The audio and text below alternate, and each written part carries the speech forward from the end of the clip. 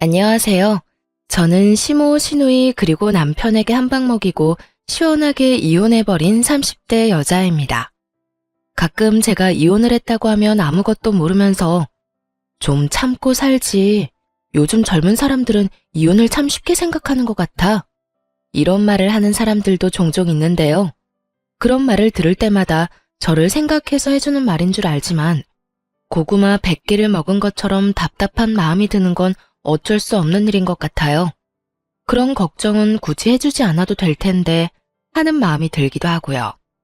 이때까지는 그저 이혼했다는 사실만 밝혔을 뿐 이혼 사유에 대해서 자세히 설명한 적이 없었는데요. 오늘은 제가 평소 애정하는 사연 열차에서 저의 이혼 스토리에 대해 풀어보려고 합니다. 그러면 시작해 보겠습니다. 저와 남편은 흔하디 흔한 소개팅으로 만나 결혼까지 하게 되었어요. 결혼 당시 남편은 모아둔 돈이 별로 없었고 시댁에서도 대학원까지 다니는 시누이 뒷바라지를 하느라 저희 결혼에 도움이 될 형편이 되지 않는 상황이었죠. 형편이 되지 않다고 결혼을 미룰 수도 없는 노릇이고 미룬다고 형편이 더 나아질 것 같지도 않았어요. 그렇다고 없던 일로 하기엔 남편을 너무나도 사랑하고 있었죠. 남편의 능력을 보고 결혼을 결심한 것도 아니었지만 모아둔 것이 없어도 너무 없던 터라 조금 고민스러웠던 것도 사실이에요. 이런 저의 마음을 알았는지 엄마가 선뜻 집을 내어주시더라고요. 딸이 고생하며 사는 것이 싫다고 하시면서요. 혼자의 힘으론 해결이 불가능한 상황이었기에 전 엄마의 도움을 받기로 했고 그렇게 저희는 남들보다 편하게 신혼집을 마련해 살게 되었습니다. 이런 상황을 시댁에서도 알고 친정에 많이 고마워하셨고요. 아가, 이야기 들었어. 사돈께서 집을 내주셨다며? 이렇게 고마운 일이 어디 있겠니? 너도 알다시피 우리가 막내딸 뒷바라지 한다고 하나뿐인 아들 장가가는데 아무 도움도 주지 못해서 마음이 좋지 않았는데 이렇게 도와주신다고 하니 죄송한 마음이 들지만 한편으론 마음이 놓이는구나. 감사하다고 꼭 전해주렴. 네, 어머님. 저희가 잘 살면서 갚으면 되니 어머님은 신경 쓰지 마시고 아가씨께 더 마음 써주세요. 길게 공부하는 게 여간 힘든 일이 아니잖아요. 그렇게 말해주니 고맙구나. 하여튼 우리 아들이 마누라 하나는 잘 골라왔네. 이런 시모였는데 화장실 들어갈 때 마음과 나올 때 마음이 다르다고 하잖아요. 어쩌면 사람이 그럴 수 있는 건지요. 친정에서 집을 받아 결혼할 때는 그렇게나 좋아하며 감사하더니 막상 결혼을 하고 나니 시모가 변하기 시작했어요. 자격지심도 그 정도면 병인데 엄마 집이니 엄마 명의로 두는 것이 당연한 건데도 시모는 저희가 사는 집이면 명의도 당연히 넘길 뿐만 아니라 제 명의도 아닌 공동 명의로 해줘야 하는 것이 아니냐며 딴지를 걸기 시작했어요. 10원짜리 하나 보탠 적도 없는 친정엄마 집을 두고 말이죠. 예, 너 혹시 우리 아들 기 죽이고 그러는 거 아니지? 네? 제가 왜 제 남편 기를 죽여요, 어머님? 그런데 갑자기 그런 말씀은 왜 하시는 거예요? 혹시 남편이 무슨 말 하던가요? 아니, 그런 게 아니라 지금 사는 집이 사돈 명의이지 않니? 그래서 혹시나 우리 아들이 장모 집에 산다는 생각에 기죽어 지낼까 봐서 그렇지. 그러게 진작 해주는 김에 명의까지 다 넘겨주면 얼마나 좋아. 공동명의로 말이다. 그랬으면 우리 아들 어깨 축 펴고 살았을 거 아니야. 매번 이유를 바꿔가며 명의 타령을 해대는 것이 지겹지도 않은지 참 끈질기게도 명의를 걸고 넘어지더군요. 몇 달 동안 같은 문제로 걸고 넘어지니 기계적으로 답하던 그러게요 소리도 나오지 않을 지경이었어요. 그래서 전 이 지겨운 명의 문제를 마무리 짓기 위해 조금 단호하게 나가기로 했어요. 어머님, 제가 이런 말까지 하지 않으려고 했는데요. 아무래도 지금 확실하게 하지 않으면 계속 같은 문제로 감정 상할 것 같아서 말씀드릴게요. 왜? 뭐? 무슨 할 말이라도 있니? 혹시 명의 바꿔주신다고 하든? 아니요. 명의는 앞으로도 절대 바뀔 일 없을 거예요. 지금 사는 이 집, 저희 엄마가 힘들게 번 돈으로 마련해서 조금이라도 편하게 생활하시려고 세주고 계시던 집이었어요. 생활비에 꼬박꼬박 보탠대던 집, 딸이랑 사위 대출 걱정하지 말고 살라고 내주신 건데 명의까지 바라면 그게 도둑놈 심보 아닐까요? 심지어 집 세금도 여전히 엄마가 내고 계신다고요. 한 푼이라도 더 모아야 저희도 안정된 생활할 수 있다고 하시면서요. 그러니까 앞으로 명의 문제는 꺼내지 말아주셨으면 해요. 이렇게까지 말하면 양심에 찔려서라도 아무 말 못하겠지 했는데 시모는 제 생각보다 더 양심은커녕 생각조차 없는 사람이더군요. 무슨 말을 그렇게 하냐며 도리어 저에게 화를 내기 시작했으니까요. 아니 얘, 너 무슨 말을 그렇게 하니? 도둑놈 심보라니? 넌 내 아들이 도둑놈이란 이 말이니? 진명이 돌리라고 하는 내가 도둑년이란 이 말이야? 시집 온 지 얼마 되지도 않고 해서 될 수 있으면 큰 소리 안 내고 좋게 지내보려고 했더니 너 도저히 안 되겠구나. 아니 어머님, 제 말은 그런 말이 아니잖아요. 매번 전화하실 때마다 명의 문제로 열을 올리시니 어머님이 바라시는 일은 일어날 일이 없다고 알려드린 거예요. 다 됐고, 너 이번 주 주말에 집에 좀 오거라. 네가 할 일이 있어. 이러고 끊어버리는데 정말 사람 미칠 지경이더군요. 제가 노는 사람도 아니고 저도 엄연히 회사 생활을 하는 데다가 시댁까지 3시간은 넘게 걸리는데 특별한 날도 아니고 저를 골탕 먹이려고 하는 것이 뻔히 보이는데 이를 어쩐다 싶었어요. 저는 하는 수 없이 남편에게 이러한 사실들을 털어놓으며 남편에게 도움을 구하기로 했죠. 여보, 사실은 어머님께서 결혼하고 난 후로 계속 우리가 사는 집 명의까지 넘겨받아야 하는 거 아니냐고 하셔. 그것도 공동명의. 그게 당신 기 세워주는 일이라면서 하시는데 내가 매번 그건 좀 곤란하다고 해도 늘 같은 말만 하시네. 그랬어?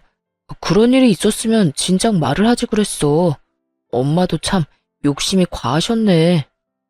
당신 걱정되는 마음에 그렇게 말씀하시는 거 알겠는데 이번에 또 전화와서 그러시길래 그건 안 되는 일이라고 좀 단호하게 말했더니 주말에 집에 오라고 하시더라고.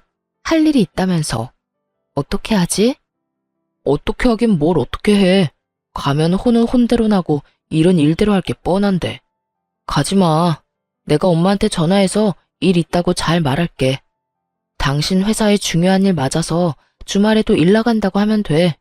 그러면서 당신이 요즘 나한테 여러모로 신경 많이 써준다고 슬쩍 흘리면 엄마도 마음 풀릴 테니까 너무 걱정하지 마.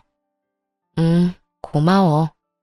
고맙긴 내가 미안하지. 엄마가 괜히 당신 귀찮게 해서 앞으로 그런 말 안 나오게 내가 잘 말해볼게. 이때까진 남의 편이 아닌 제 편이었던 남편은 호언장담한 대로 시모를 잘 구워 삶은 모양이었어요. 다음날 시모에게서 다정한 목소리로 주말에 바쁘면 굳이 오지 않아도 된다는 전화를 받았거든요. 이로써 더는 시댁 일로 신경 쓸 일이 없겠거니 했는데 글쎄 더 큰 문제가 저를 기다리고 있더군요. 그건 바로 시누이였어요. 시누이는 철딱서니가 없어도 그렇게 없을 수가 없었는데 가끔 시댁에 갈 때마다 제가 본 시누이의 모습은 저희가 오든 가든 인사도 하지 않는 것은 기본이었고 방에서 온종일 뭘 하는 것인지 방은 엉망진창 그런 난리도 또 없더군요. 그런 인간이 집안일을 돕는 일은 전혀 없었고 식사 자리도 가장 늦게 나와 밥만 딱 먹고선 제 밥그릇 한번 치우는 법이 없더군요. 본인 행동은 그따위로 굴면서 입만 열면 하는 말은 가관이었어요. 언니, 엄마한테 들었는데 생전 엄마한테 전화 한 통 안 한다면서요? 며느리로서 적어도 일주일에 한 번은 시어머니한테 연락해야 하는 거 아니에요? 도리 몰라요, 도리? 적어도 도리는 지키면서 삽시다, 우리. 그거야 제가 연락드리기 전에 어머님이 전화를 주시니까 굳이 제가 할 필요가 없어서요. 어머님께서 일주일에 많으면 4번, 적어도 2번은 연락해 주시는데 굳이 저까지 연락을 드려야 할까요? 아무리 그래도 엄마가 먼저 하는 거랑 언니가 먼저 하는 거랑 느낌이 다르잖아요. 아무튼 언니도 엄마한테 연락 좀 하고 살라고요. 아가씨, 연락 문제는 어머님이랑 저랑 알아서 할게요. 방금 말했다시피 어머님이 그렇게 자주 연락이 오는데 제가 궁금한 게 뭐가 있을 것이며 제가 굳이 먼저 연락할 일이 뭐가 있겠어요? 아가씨는 나중에 결혼하면 시어머니랑 일주일 내내 연인 사이처럼 전화통화하면서 지낼 수 있어요? 별로 할 말도 없는데 굳이 도리상? 그건 아니지만. 그거 아니면 그냥 저희 일은 저희가 알아서 하게 두고 아가씨 일이나 신경 써요. 어머님께 들어보니 아가씨 방 청소도 제대로 안 한다고 한숨 쉬시던데. 딸 된 도리로 나이 많은 엄마를 부려먹으셔야 하겠어요? 그것뿐이에요. 매번 올 때마다 밥그릇 한 번 치우는 모습을 본 적도 없고 자기가 먹은 밥그릇 설거지통에 담는 게 힘든 일은 아니지 않나요? 전 진정한 도리가 무엇인지 시누이에게 알려주었고 제 말에 시누이는 입을 꼭 다물고 그저 저를 노려보다 방으로 들어가 버리더군요. 본인이나 잘하지 어디서 도리 운운하며 시누이 노릇이나 하려고 드는 건지 어이마저 없는 지경이었어요. 더 어이없는 건 이런 시누이에게 오냐오냐 하는 남편의 태도였어요. 여동생이 정신을 못 차리고 버릇없이 굴면 남편이라도 나서서 한 소리 해야 할 텐데 이래도 최고 저래도 최고. 남편은 그저 여동생이 죽으라면 죽는 신용까지라도 할 태세였습니다. 그러던 어느 날 일이 터지고야 말았어요. 여보, 제발 정신 좀 차려. 많이 양보해서 아버님, 어머님이 막내딸 예뻐하는 거 그러려니 한다 치자. 그런데 당신은 도대체 왜 그래? 왜 동생 일이라면 나사 하나 빠진 사람처럼 무조건 다 오케이냐고. 내가 뭘 또 그렇게까지 했다고 그래? 당신이 너무 예민하게 구는 거 아니야? 예민? 아가씨가 우리 엄마한테 째째하다고 말할 처지나 된다고 생각해? 그럴 말할 입장이냐고. 우리 엄마가 이 집 우리 살게 해준 것만 해도 감사할 상황에 뭐? 그까지 집 명의 넘겨주는 게 뭐가 대수라고 째째하게 집 깔고 앉아서 집 있는 유세 부리냐고? 그게 나이도 어린 아가씨가 할 말이야? 네, 맞아요. 시누이는 저와 남편이 있는 자리에서 저딴 말들을 아무렇지 않게 짓거렸고 그런 시누이의 말에 시부모들은 물론 남편마저 고개를 끄덕이며 동조하고 앉았더군요.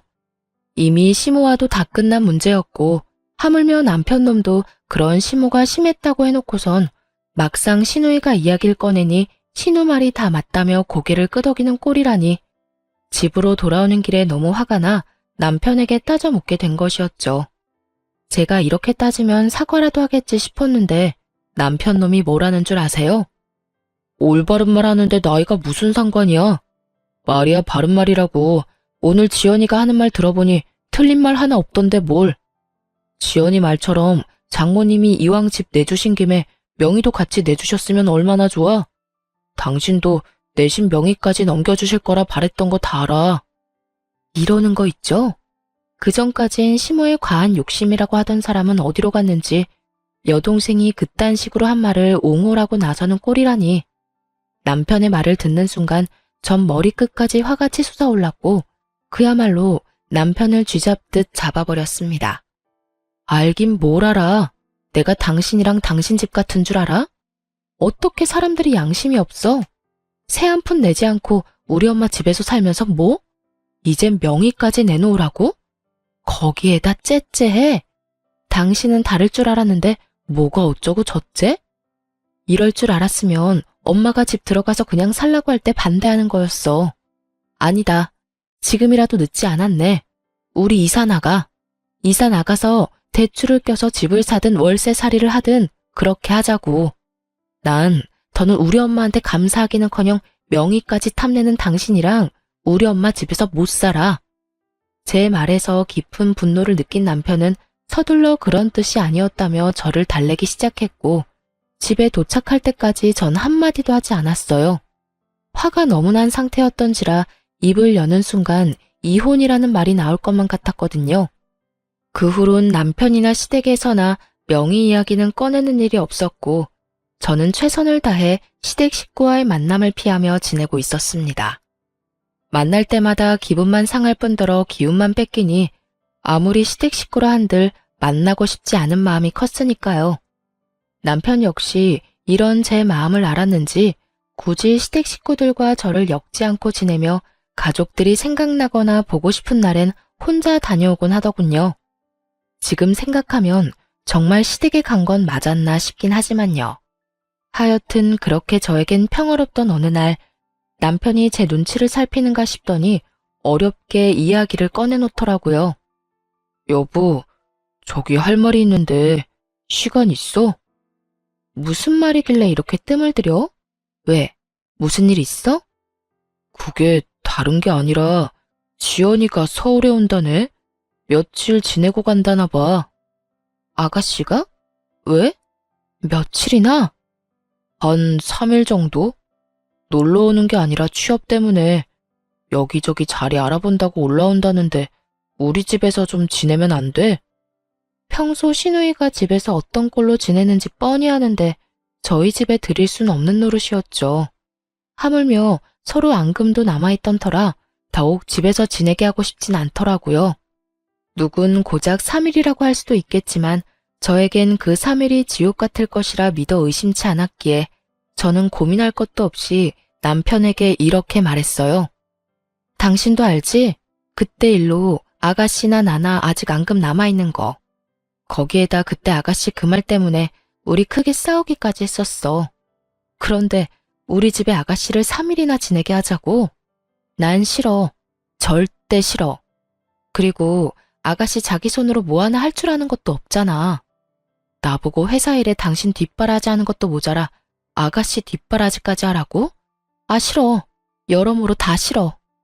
그러면 어떻게 해? 서울에 친구도 없다는데. 그러지 말고 당신이 이번 한 번만 양보해줘. 한 번이 2번 되고 2번이 3번 되는 법이야. 난 싫으니까 정 안 되겠으면 호텔이라도 보내든가.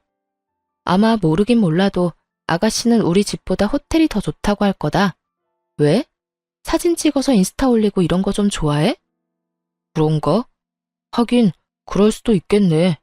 괜히 우리 집 와서 당신하고 또 싸우기라도 하면 생각만 해도 피곤하다. 그러면 나 지연이 호텔비 결제해 줄 테니까 결제 내역에 호텔 있어도 괜한 오해하지 마. 알겠어. 오해 같은 거 절대 안 할 테니까 집으로나 데리고 오지 마. 그렇게 시누이는 3일 동안 호텔에서 지내게 되었고 저의 예상대로 시누이는 섭섭해하기는커녕 호텔에서 지내는 3일 동안 아주 만족하며 지냈다고 하더군요. 하긴 돈이 얼만데 싫다고 할 수 있겠어요. 그 뒤로도 종종 시누이가 면접 때문에 서울로 올 때면 호텔에서 지내게 되었고 그럴 때마다 남편이 달려가 결제를 해주곤 했어요. 생각보다 그 지출이 커 아까운 마음이 없었던 건 아니었지만 집으로 데리고 와 서로 얼굴 붉히고 괜한 에너지 쏟는 것보단 나은 것이라 생각했기에 그저 지켜만 보고 있었죠. 그런데 아무리 취업 때문이라고는 하지만 시누이가 너무 자주 올라온다는 생각을 지울 수가 없더라고요.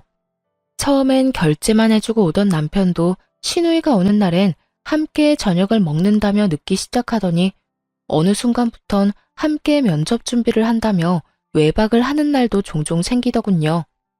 그날 역시 그런 날이었어요. 여보, 오늘 지연이 오는 거 알지? 매번 면접에서 떨어지고 지연이가 요즘 힘들어해. 그래서 하는 말인데 오늘도 지연이랑 있으면서 면접 연습 좀 하려고. 그러면 오늘도 안 들어오는 거야? 아마도. 될 수 있으면 늦게라도 오겠지만 혹시 모르는 일이니까 기다리지 마. 알겠지? 고생해. 괜히 아가씨 호텔로 보냈나? 집에서 지냈으면 당신이 이렇게까지 고생 안 해도 되는 건데. 아니야. 당신 말대로 집에서 지냈으면 내가 더 힘들었겠다 싶기도 해. 당신이랑 지연이 서로 안 맞는 건 사실이잖아. 나도 지연이랑 당신이랑 다투기라도 하면 무턱대고 당신 편을 들 수도 없고 호텔에서 지내는 게 여러모로 좋은 결정이었어. 그러니까 그런 신경 쓰지 말고 퇴근하고 와서 푹 쉬어. 알겠어. 조금 미안하더군요. 남편의 외박이 잦아지며 쎄한 기분이 들었는데 저렇게까지 저를 신경 써주고 있었다니 괜히 미안한 마음이 들기도 하더라고요. 그런 마음이 들자 그래도 시누이가 취업 좀 해보겠다고 서울까지 와서 저 고생을 하는데 언니라는 사람이 마냥 손 놓고 있는 것도 좀 아니란 생각도 들었고요. 그래서 전 퇴근 후 호텔로 찾아가게 되었습니다. 평소 남편이 시누이가 올 때마다 결제해주던 호텔을 알고 있었던 터라 호텔로 찾아가 남편에게 전화를 걸었지만 전화를 받지 않더라고요. 바쁜가 하는 마음에 시누이에게 전화를 걸려는 순간 남편의 뒤통수가 보이더군요. 시누이가 아닌 낯선 여자와 끌어안다시피 어깨동무를 하고 걸어가고 있는 남편의 뒤통수가요. 그 순간 저는 정말 이성의 끈을 놔버렸고 그대로 두 연놈에게 말 그대로 돌진을 하고 말았습니다. 야, 그 여자가 네 여동생이냐? 저는 소리를 질러버렸고 저를 발견한 남편은 많이 당황한 듯 뒷걸음질을 치며 말까지 더듬고 있더군요. 여보, 여길 어떻게... 그게 어떻게 된 일이라면... 그게 말이지... 현장에서 딱 걸렸으니 무슨 변명이 필요하겠어요? 아니, 무슨 말이 생각이나 나겠습니까? 남편은 어떤 말도 생각이 나지 않는지 그저 같은 말을 반복하며 저를 보고 있더라고요. 그래, 무슨 할 말이 있겠어. 이렇게 현장에서 딱 걸렸는데 말이야. 언제부터니? 도대체 언제부터 바람 피우고 돌아다녔냐고. 그리고 바람을 피우려거든 들키지나 말지. 떡하니 아가씨가 드나들던 호텔에서 이러고 싶니? 내가 찾아올 거란 생각은 전혀 하지 못한 거야. 그 머리로 어떻게 대학은 가고 어떻게 취업을 했니? 저는 고래고래 소리를 질러댔고 그 순간 상간녀는 제 눈치를 살핀다 싶더니 도망치려 자세를 잡고 있더군요. 그래서 그냥 도망치게 뒀냐고요? 그럴 리가요. 뒤를 돌아 금방이라도 달려나가려는 상간녀의 머리채를 그대로 확 잡아버렸어요. 야, 감히 어딜 도망가려고? 이 상황 수습은 해놓고 가야 할 거 아니야. 보아하니 하루 이틀 만난 사이는 아닌 것 같은데 두 사람 언제부터 만났니? 내 남편 언제부터 만났냐고. 이거 놓고 말해요. 머리카락 다 뽑힌다고요. 아, 진짜 쪽팔리게 이게 뭐예요? 이렇게 우악스럽게 굴지 말고 이거 놓고 대화로 하자고요. 교양업계 이게 무슨 짓이에요? 교양? 교양 같은 소리 하네. 너는 교양이 철철 흘러넘쳐서 가정 있는 남자랑 호텔 오니? 내가 아는 교양은 그런 말이 아니었는데 요즘은 바뀌었나 보다. 그쪽 남편이랑 그런 사이 아니거든요? 그래. 거래처 사람인데 급하게 받아야 할 자료가 있어서 잠시 들린 거라고요. 여기 있다고 하길래 잠시 온 거라고. 아무것도 모르면서. 그러니까 얼른 놔달라고요. 아, 너희 회사에선 거래처 사람이랑 어깨동무도 하고 호텔 로비에서 뽀뽀도 하고 그러는가 봐. 왜? 이것도 아니라고 우겨보시지? 여기 CCTV 쫙 깔려있거든? 너도 눈은 있지? 여기도 저기도 CCTV 달려있는 거. 이게 잘못했다고 싹싹 빌어도 모자랄 판국에 뭐? 아무것도 몰라? 저는 미친 소리를 짓거려대는 상간녀의 머리채를 잡고 흔들어버렸고 벙쪄있던 남편놈이 이러다 상간녀 잡겠다 싶었는지 급하게 저를 저지하고 나서더군요. 여보, 그만해. 이러다 사람 잡겠어. 내가 다 설명할 테니 우선 이 사람 보내고 집에 가. 집에 가서 이야기하자고. 남편은 필사적으로 제 소나기에서 상간녀를 떼놓았고 제가 그런 남편을 노려보는 사이 상간녀는 걸음아 나 살려라 도망을 치더라고요. 저에게 머리채를 뜯기느라 내팽겨쳐진 가방도 챙기지 못하고요. 전 그런 상간녀의 가방을 챙겨 집으로 돌아와 버렸고 남편 역시 그런 저의 뒤를 따라 집으로 들어오더군요. 여보, 내가 진짜 미쳤었나 봐. 당신을 두고 내가 그런 짓까지 하면 안 되는 거였는데 한 번만 용서해주면 안 될까? 당신은 못 믿겠지만 정말 처음이었어. 사랑, 이런 감정이 아니라 한순간 충동, 그래, 충동 같은 거였다고. 나한텐 당신뿐인 거 누구보다 당신이 더 잘 알잖아. 나한테 여자는 당신뿐이야. 내가 사랑하는 사람은 당신뿐이라고. 정말 마음을 준 적은 단 한 번도 없었다고. 정말 웃기지도 않은 소리지 않나요? 왜 바람 피우는 것들은 하나같이 이런 말을 하는 건지. 어디 외도 학원이라도 다니는 것인지 남편은 외도를 저지르다 들킨 인간들의 단골 대사들을 줄지어 읊어대기 시작하더군요. 다른 건 몰라도 폭력, 외도, 도박은 절대 고칠 수 없는 병이라고 생각하던 저였기에 두말할 것 없이 이혼을 말하게 되었죠. 이제 와서 사랑? 마음은 준 적 없어? 그 말을 내가 어떻게 믿어? 당신이 당신 동생 핑계대면서 외박한 적이 몇 번인데. 다 됐고 이혼해. 이혼이라니. 어떻게 이런 일 한 번 있었다고 이혼하자는 말을 할 수가 있어? 넌 바람 피운 게 이런 일이라고 가볍게 이야기할 일이니? 넌 그런 줄 몰라도 난 아니야. 난 다른 건 몰라도 바람, 폭력, 도박은 절대 고칠 수 없는 병이라고 생각하는 사람이고 당신한테도 이런 내 생각은 연애할 때부터 끊임없이 말했던 바야. 그렇게까지 했는데도 불구하고 당신이 이딴 짓까지 했을 땐 당연히 이혼 정도는 각오했어야지. 저는 단호했고 이런 저의 단호한 태도에 남편은 한 발 물러서더라고요. 물러설 수밖에 없었죠. 제가 남편이 도착하기 전 미리 싸두었던 남편의 짐을 현관문 밖으로 던져버렸으니까요. 당신 지금 너무 흥분한 것 같다. 그래, 너무 흥분해서 당신이 지금 무슨 말을 하고 있는지도 모르는 것 같은데 나중에 이야기해. 나중에 흥분 좀 가라앉고 나면 그때 이혼이든 뭐든 이야기하자고.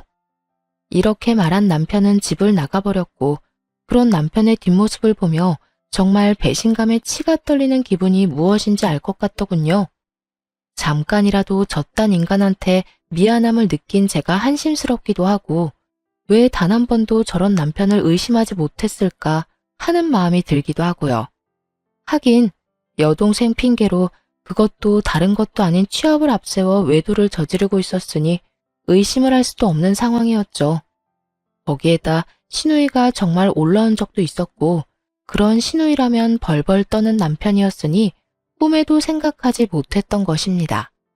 그렇게 남편에 대한 원망과 스스로에 대한 한탄으로 치를 떨고 있는데 집에서 나간 지 5분도 되지 않은 남편에게서 전화가 오더군요. 제 휴대전화가 아닌 상간녀가 미처 챙기지 못한 가방 안에 들어있던 상간녀의 휴대전화로요. 하트만 5개인 이름이 뜨고 전 직감적으로 남편임을 알았고 전 전화를 받아 아무 말도 하지 않고 있었어요. 제가 아무 말도 하지 않자 남편은 화가 난 상간녀가 아무 말도 하지 않고 있다고 생각했는지 혼자 말을 쏟아내기 시작하더군요. 자기야, 화 많이 났어? 왜 아무 말도 안 해? 그래. 나 같아도 화 많이 났을 것 같아. 미안해. 내가 좀 더 조심했어야 했는데 갑자기 그렇게 찾아올지 꿈에도 몰랐어. 나 집에서 쫓겨났다? 이혼하자네. 눈 하나 깜짝하지 않고 이혼하자는데 어쩌면 그렇게 독한지. 하긴 그 여자가 독한 구석이 있어. 내가 말했었지? 그 여자 독하다고. 차라리 잘 됐어. 내가 빨리 정리할 테니까 자기가 늘 원하던 대로 우리 같이 살자. 나 이제 자기뿐이야. 내가 그 여자랑 정리만 깔끔하게 되고 나면 자기한테 잘할게. 우선 이혼 전까진 우리 거리를 좀 두면서 지내야 할 것 같아. 이 여자 지금 눈이 완전 뒤집혀서 무슨 짓까지 할지 예상이 안 돼. 혹시나 회사 찾아와서 난리라도 부리면 우리 둘 다 무사히 회사 생활하는 건 힘들 거야. 내가 끝까지 이혼은 안 된다고 하면서 이 여자 마음 달래면 이혼은 하더라도 회사까진 찾아오지 않을 거야. 그렇게까지 치사하게 굴려자는 아니거든. 하여튼 지금도 당장 자기한테 가고 싶은데 혹시나 사람 붙였을 수도 있어서 못 가. 그러니까 너무 섭섭해하지 말고 많이 놀라고 화났을 텐데 진정 좀 하고 쉬어. 그럼 끊을게. 사랑해 자기야.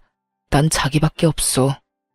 끝까지 절절한 남편의 고백을 듣고 있자니 덜덜덜 떨리던 치가 촥 가라앉는 느낌이 들더군요. 머리가 확 맑아졌다고나 할까요? 배신감에 마비되었던 이성이 제자리를 찾으며 정신이 또렷해졌어요. 전 상간녀의 가방을 살펴보기 시작했고 남편의 회사명이 찍힌 볼펜부터 물티슈까지 나오더군요. 남편의 말과 회사명이 찍힌 물건들을 보아하니 상간녀는 절대 거래처 사람이 아닌 같은 회사 동료일 거란 확신을 하게 되었어요. 다음 날 전 상간녀의 가방을 챙겨 남편의 회사로 갔고 아니나 다를까 저의 확신처럼 남편 대신 상간녀가 남편의 부서에서 저를 반겨주더군요. 여길 어떻게, 여기서 이러지 말고 나가서 이야기해요. 당신 남편도 지금 여기 없다고요.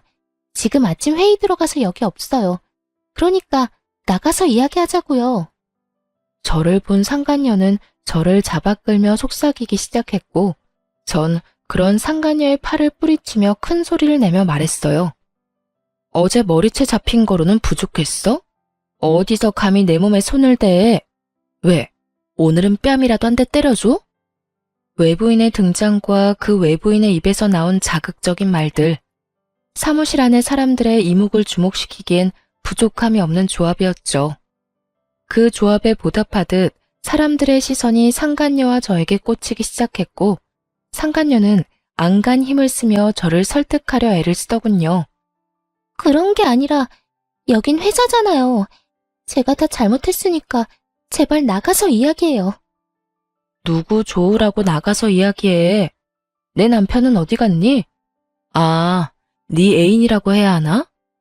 이게 무슨 상황인가 눈을 반짝이며 구경하던 사람들은 제 말을 듣자마자 저마다 놀라 탄성을 자아내기 시작하더군요. 손가락질하며 그럴 줄 알았다 하는 사람들도 있었고요. 이보세요. 이것도 엄연히 명예훼손인 거 알고 있어요? 경찰에 신고하기 전에 당장 나가요. 나가서 이야기를 나누든 뺨을 때리든 나가서 하자고요. 경찰? 경찰은 내가 부르고 싶은 심정이야. 아, 다 됐고, 내 남편 얼굴 보고 가겠다는데 그것도 안 되는 거니? 호텔은 너랑 다녀도 호적은 아직 내 남편인데 얼굴 정도는 보고 가야 하지 않겠어? 이호민 씨, 혹시 이호민 씨 어디 갔나요? 제 입에서 남편의 이름이 나오는 순간 남편이 저에게로 달려오는 모습이 보이더군요. 얼굴이 사색이 되어서요. 여보, 회사까지 찾아오면 어떡해? 내가 내 발로 오겠다는데 네가 무슨 상관이야. 그리고 내가 그냥 왔겠니? 네 애인 가방 주러 왔어. 어제 호텔에서 두고 간 가방. 아, 여기 안에 전엔 휴대전화도 있었는데 몰랐지. 하긴 몰랐으니까 어제 전화로 그딴 말이나 짓거려댔겠지. 여보, 그럼 어제 나랑 통화한 게 당신이야? 다 듣고 있었던 거야? 그런데 왜 아무 말도 안 했어? 내 욕을 그렇게나 하는데 내가 무슨 할 말이 있겠어. 그렇게 싫어하는 줄도 모르고 참고 산 내가 바보 등신이지. 하여튼 이 가방 안에 우리 이혼 서류도 들었으니까 도장 찍어서 법원에서 봐. 그렇게 원하는 이혼 해줄 테니까 둘이 함께 알콩달콩 잘 살아봐. 그 행복 언제까지 이어질진 모르겠지만 그렇게 소원이라니 물러서 줘야지.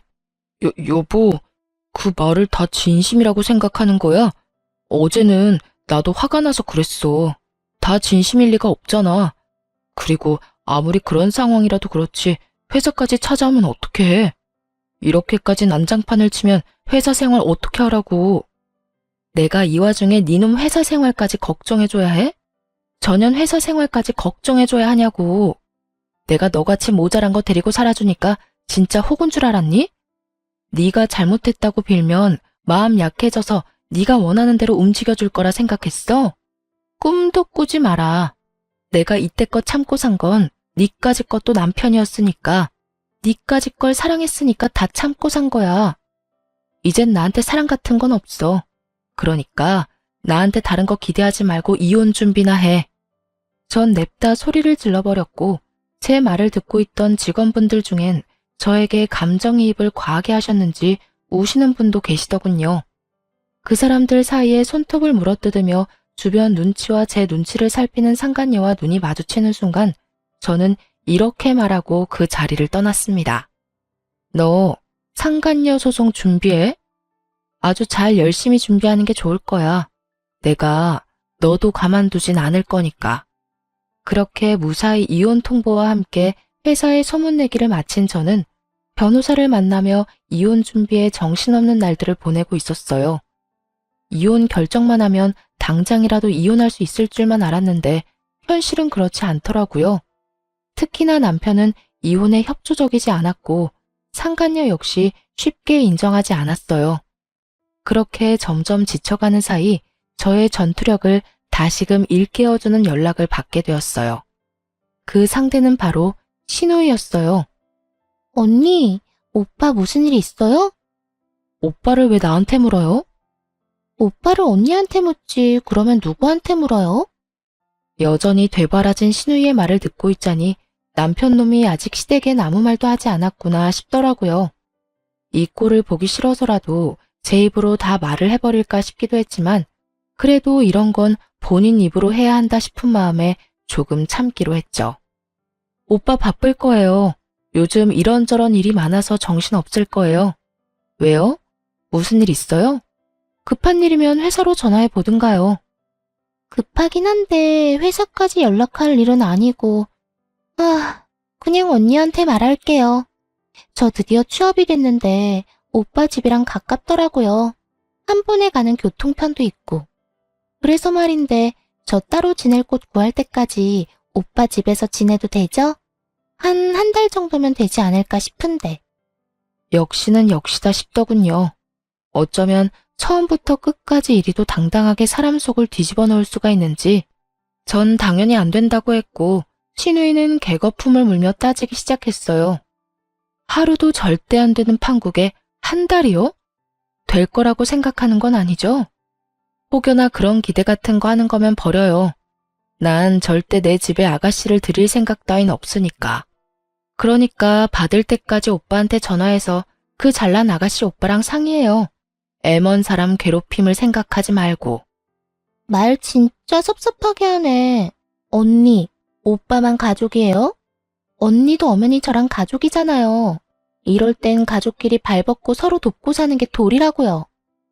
평소에 저를 언니 취급이라도 해줬으면 몰라 저만 봤다 하면 지나가는 개만도 못한 취급을 하던 신우이가 저딴 말을 짓거려대니 그것 참 어이가 없어 웃음이 다 나오더군요. 그 와중에 또 도리 어쩌고 하는 꼴이 잠시 사그라들었던 저의 복수 의지를 불태우기도 했고요. 이 골빈 신우이를 어떻게 해야 하나 고민하는데 저의 고민을 덜어주려는 듯 신우이가 친히 해결책을 내놓더군요. 언니, 다 됐고 언니가 그렇게 싫다고 하니 그냥 호텔로 갈게요. 매번 지내던 호텔 알죠? 거기서 한 달 지내면서 집 알아보면 되겠네. 호텔이요? 한 달? 그 돈이 얼만 줄이나 알아요? 한두 푼도 아니고 괜찮겠어요? 호텔비? 그건 언니가 줄 거잖아요. 집에도 못 오게 했으면 적어도 비용이라도 지원해줘야 하는 게 도리 아니에요? 호텔도 처음엔 혼자 있으려니 무섭기도 하고 그랬는데 생각해보니까 언니 집보단 호텔이 더 편할 것 같아요. 청소해줘, 밥 줘.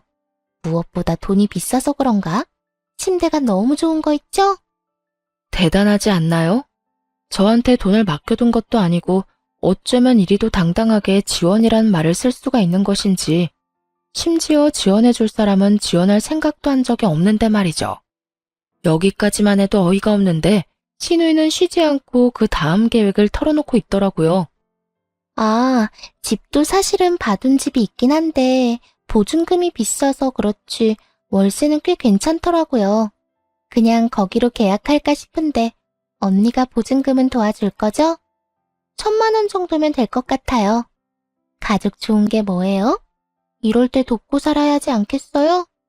언니 시집 올 때 나한테 해준 거 아무것도 없으니까 그걸로 퉁칠게요. 그럼 언니만 믿고 계약해요. 이러고 전화를 뚝 끊어버리더군요.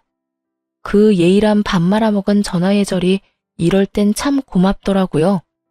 통화가 조금만 더 길어졌다간 이혼 소송 중이란 말을 털어놓으며 나와는 상관없는 일이니 다신 이런 일로 전화하지 말란 말을 하기 직전이었으니까요. 그렇게 전 신우이가 제 무덤 스스로 파는 짓거리를 방치한 채 이혼을 성공리에하게 되었습니다. 결혼하며 쓴 돈들은 거의 회수하고도 남을 위자료와 상간녀에게까지 위자료를 받고 이혼하게 된 것이죠. 그 정도 위자료까진 기대하지 않았는데 다 출중한 변호사분 덕분이었죠. 두 사람은 회사에서 권고사직을 당한 상태로 보였고 계획대로 되는 일이 없자 사이도 틀어진 것 같더라고요. 이게 다 너 때문이야. 이게 왜 나 때문이야? 다 네 놈 때문이지. 유부남이면 유부남답게 행동했어야지. 내가 뭘 어쨌다고. 그렇게 말하는 너야말로 나 유부남인 거 다 알면서 나한테 꼬리쳤잖아. 말술을 마시면서 맥주 한 잔 먹고 어지럽다고 하질 않나. 호텔 구경을 하고 싶다고 하질 않나. 내가 미쳤지.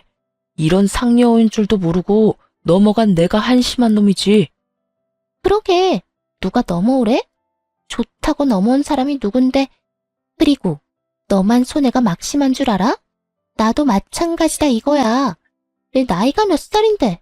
회사 잘린 것도 모자라 상간녀 딱지까지 어떻게 책임질 거야? 내가 왜 책임져? 자기 인생은 스스로 책임지고 챙기고 살아야지. 하여튼 소송만 끝나면 다신 보지 말자. 니년만 보면 화가 치밀어 오른다고. 어쩌다 니년 같은 걸 만나서 내 꼴이 이렇게 됐나 해서.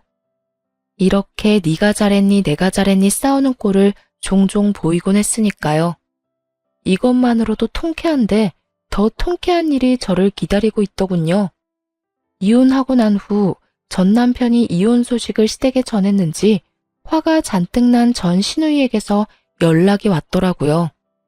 언니, 이혼했다는 거 사실이에요? 왜요? 왜 이혼했는데요? 내가 그런 것까지 너한테 말해야 하니? 내가 왜? 너, 지금 너라고 했어요? 아, 이혼했다 이거예요? 됐다 됐어. 그깟 호칭이 뭐라고. 다 됐으니까 이혼했어도 내 호텔비랑 보증금은 해줄 거죠? 나 방 계약도 다 했단 말이에요. 아이 참, 왜 이혼하고 난리야? 왜 나한테 한마디 상의도 없이 이혼하냐고. 간도 크다 했어요.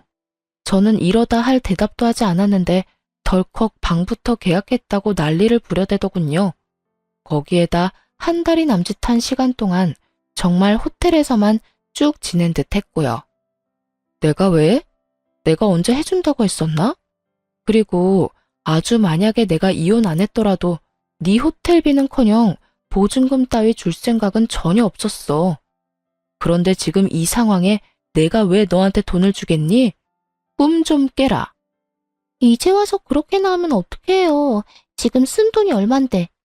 그러지 말고 호텔비는 오빠한테 달라고 할 테니까 보증금이라도 좀 해달라고요. 마지막 선물. 그래, 마지막으로 나한테 주는 선물이라고 생각하면 되겠네. 마지막 돌이라고 생각하고 오빠한테 받은 위자료로 딱 보증금만 해줘요. 해달라고요. 아, 해달라고. 이러면서 악을 쓰기 시작하는데 도저히 좋은 말론 말이 통하지 않겠더라고요. 제 입 더러워지는 것이 싫어 험한 말은 하고 싶지 않았는데 하는 수 없겠더군요. 이런 미친년이 있나? 야, 미쳐도 곱게 미쳐. 너 나한테 돈 맡겨놨어? 어디 빚쟁이처럼 돈 내놓으라고 이 난리야? 네가 쓰고 네가 쓴 돈 네가 알아서 해결해. 그리고 말끝마다 돌이 찾아대는데 그 좋아하는 돌이 너나 잘 지켜. 나이 먹고 자기 밥그릇 하나 씻을 줄도 모르고 자기 방 청소 한 번 제대로 한 적 없는 년이 어디서 감히 돌이 타령이야? 다시 한번 전화해서 돈 내놔라 하기만 해봐. 내가 네 회사까지 찾아가서 입사하자마자 잘리게 해줄 거니까. 알겠으면 끊어. 제 말이 통했는지 그 뒤론 연락 같은 건 오지 않더라고요.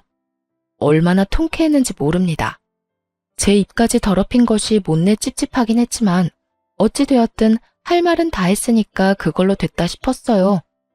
그렇게 그 질긴 인연도 끝일 거라 생각했는데 며칠 뒤 전 남편에게 연락이 와 득달같이 따지고 들더군요. 너 진짜 무슨 생각으로 그랬어? 나 엿먹이려고 그랬냐? 우리 지연이 엿먹이려고 그랬냐고. 이혼 소송 중이라고 말이라도 해줬으면 지연이가 계약까지는 안 했을 거 아니야. 이제 어떻게 할 거야? 호텔비야 내가 줬지만 계약금은 다 날리게 생겼다고. 이 지긋지긋한 인간은 끝까지 제 탓을 하며 물고 늘어지더군요. 하긴 이런 인간이니 외도나 저지르고 회사도 잘리는 게 아니겠어요? 전 그런 남편놈에게 한껏 비웃음 가득한 목소리를 내며 이렇게 말해주었어요. 동생이라는 년이나 오빠라는 놈이나 쌍으로 미쳤구나. 정신 차려. 호텔에서 돈 쓴 것도 네 동생, 생각 없이 덜컥 계약부터 한 것도 네 동생이야. 계약금 날리는 게 아까우면 네가 대출을 받든 장기를 팔든 해서 보증금 해주면 되는 거고, 그것도 안 되면 네 집에 말해. 나한테 이러지 말고. 뭘 잘했다고 나한테 그런 설명을 해라 마라 명령질이야? 내가 이혼할 판국에 그런 설명까지 친절하게 하리? 제발 정신 차리고 나한테 2번 다시 연락하지 마. 알겠어? 전화를 끊은 저는 그 지긋지긋한 인간들의 전화를 다 차단하며 비로소 전 남편과 전 시댁과의 인연의 마침표를 찍었습니다. 그 후 신혼집으로 지내던 집은 다시 세를 주고 전 친정에서 지내고 있습니다. 오만정이 떨어진 이혼이라고 한들 심적으로 너무 힘들더라고요. 그런 저에게 친정엄마는 함께 살자고 해주셨고 저는 죄송하긴 했지만 엄마의 뜻을 따르기로 했습니다. 처음엔 엄마 역시 상심이 크시긴 하셨지만 그간 제가 어떻게 지냈는지 듣게 되시며 차라리 잘했다고 해주시더라고요.